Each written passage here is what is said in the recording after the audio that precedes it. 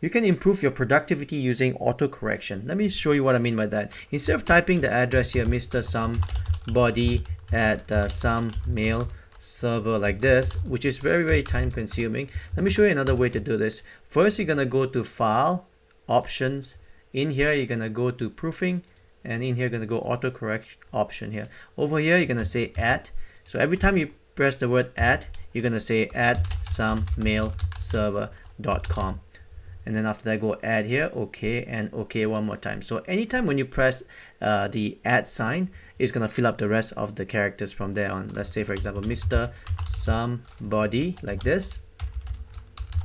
You say add and you hit enter, you automatically fill up the rest of the characters for you, which makes typing a breeze.